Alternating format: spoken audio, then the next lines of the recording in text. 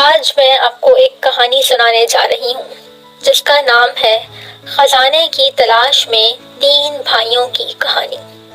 ایک چھوٹے سے گاؤں میں تین بھائی احمد، رضا اور رضوان رہتے تھے۔ ان کے والد فوت ہو چکے تھے۔ ان کی والدہ گھروں میں کام کر کے اپنا گزر بسر کیا کرتی تھیں۔ ایک دن یہ تینوں بھائی باغ میں پودے لگا رہے تھے کہ انہوں نے زمین کھودی تو وہاں سے انہیں ایک نقشہ ملا۔ احمد نے دیکھ کر کہا کہ یہ نقشہ تو کسی خزانے کا معلوم ہوتا ہے، لہٰذا انہوں نے یہ فیصلہ کیا کہ وہ اس خزانے کی تلاش کریں گے۔ تینوں شام کے وقت گھر سے نکلے اور جنگل کی طرف روانہ ہو گئے۔ راستے میں ایک دریا آتا تھا۔ وہ دریا پار کر رہے تھے کہ ان کی نظر ایک مگرمچھ پر پڑی۔ اس کے بعد بہت سے مگرمچھ ان کے قریب آ گئے۔ پہلے تو یہ تین بھائی ان مگرمچھوں سے ڈرے، مگر پھر انہیں یہ احساس ہوا کہ یہ مگرمچھ دراصل ان کی مدد کر رہے ہیں۔ وہ مگرمچھ کی پیٹھ پر چھلانگیں لگا لگا کر دریا کے دوسری طرف پہنچ گئے، جہاں ان کے سامنے ایک گھنا جنگل تھا۔ جنگل میں انہیں ایک شیر کی دھاڑنے کی آواز سنائی دی۔ کیا دیکھتے ہیں کہ شیر کے پاؤں میں ایک کانٹا چبھا ہوا تھا۔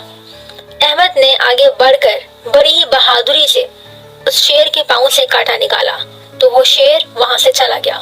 رات بہت ہو گئی تھی، لہٰذا انہوں نے یہ فیصلہ کیا کہ یہیں سو جانا چاہیے۔ چنانچہ وہ ایک گھنے پیڑ کے نیچے سو گئے۔ صبح اٹھے تو دیکھا کہ انہیں چاروں طرف سے شیروں نے گھیرا ہوا ہے۔ وہ گھبرا گئے، مگر اسی وقت وہی شیر ان کے سامنے آیا جس کے پیر سے احمد نے کانٹا نکالا تھا۔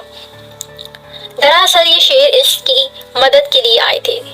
شیروں نے انہیں سرکنڈوں کی گاڑی پر بٹھا کر سفید جزیرے کے اس پار پہنچا دیا۔ جزیرے پر سامنے ایک ریچھ بیٹھا ہوا تھا۔ وہ انہیں دیکھ کر مسکرایا اور ایک جانب چل پڑا۔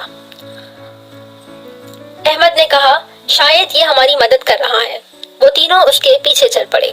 کیا دیکھتے ہیں کہ ان کے سامنے ایک اڑنے والا گھوڑا کھڑا ہے۔ وہ تینوں بھائی اس گھوڑے پر سوار ہو گئے اور وہ گھوڑا انہیں ایک محل کے سامنے لے آیا، مگر محل کا دروازہ بند تھا۔ اچانک انہیں ایک آواز سنائی دی، یہ کتاب لے لو۔ مڑ کر دیکھا تو وہ حیران رہ گئے کہ ایک درخت بول رہا تھا۔ رضوان نے درخت کی ٹہنی پر رکھی کتاب اٹھا لی۔ کتاب میں محل کا دروازہ کھولنے کے لیے ایک جادوئی منتر کھل جا سم سم لکھا ہوا تھا۔ انہوں نے وہ منتر پڑھا تو دروازہ کھل گیا اور وہ خزانہ دیکھ کر بہت خوش ہوئے اور خدا کا شکر ادا کیا۔ گھر آ کر انہوں نے یہ خزانہ اپنی ماں کو دکھایا۔ ان کی ماں نے خوشی سے ان کا ماتھا چوما اور وہ سب ہنسی خوشی خوشحال زندگی گزارنے لگے۔